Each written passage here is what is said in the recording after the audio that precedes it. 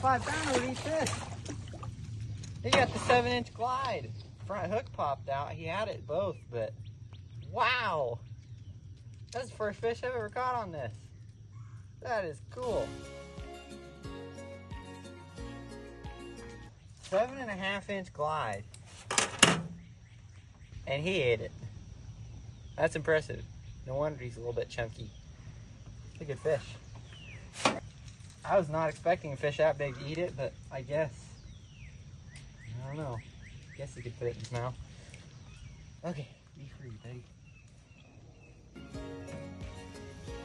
I'm putting the GoPro on after that.